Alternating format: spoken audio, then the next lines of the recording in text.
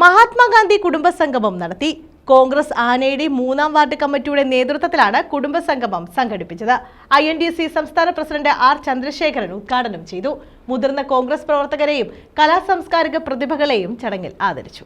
മഹാത്മാഗാന്ധി കുടുംബസംഗമം നടത്തി. കോൺഗ്രസ് ആനയുടെ 3-ാം വാർഡ് കമ്മിറ്റിയുടെ നേതൃത്വത്തിലാണ് കുടുംബസംഗമം സംഘടിപ്പിച്ചത്. INDC സംസ്ഥാന പ്രസിഡന്റ് R. ചന്ദ്രശേഖരൻ ഉദ്ഘാടനം ചെയ്തു. നമ്മളെല്ലാം ജീവിക്കാൻ പോകുന്ന പോലെ മഹാത്മാഗാന്ധിയും സൗത്ത് ആഫ്രിക്ക, ദക്ഷിണാഫ്രിക്കയിലേക്ക് അഭിഭാഷക വൃത്തിക്ക് വേണ്ടി വക്കീലായി പോയ ഒരാളാണ്.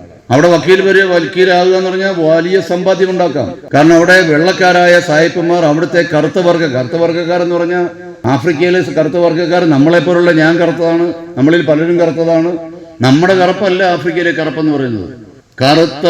കറുപ്പെന്ന് പറഞ്ഞാൽ യഥാർത്ഥത്തിൽ കറുപ്പിന്റെ അഴക് പോലെ കറുത്ത മനുഷ്യരുള്ള ആ രാജ്യത്ത് അതിന്റെ ഓപ്പോസിറ്റ് കളറുള്ള വെള്ളക്കാർ അവരെ അടിച്ചമർത്തി, അവരെ അടിമകളെ പോലെ അവരുടെ രാജ്യത്ത്, അവർ ജനിച്ച നാട്ടിൽ അവരെ അടിച്ചമർത്തി ഭരണം നടത്തുന്നതിനെതിരെ സമരോത്സുകനായി രംഗത്ത് വരേണ്ടി വന്ന മഹാത്മാഗാന്ധിയുടെ കാലഘട്ടമാണ് നമ്മൾ വായിച്ചറിയേണ്ട പ്രധാനപ്പെട്ട ഒരു സത്യം. വി. വേണുഗോപാലക്കുറുപ്പ് മുഖ്യപ്രഭാഷണം നടത്തി.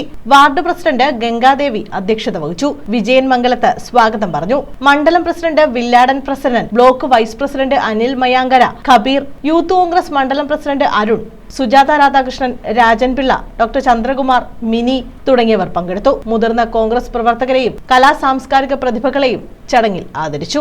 News bureau, Sooranad.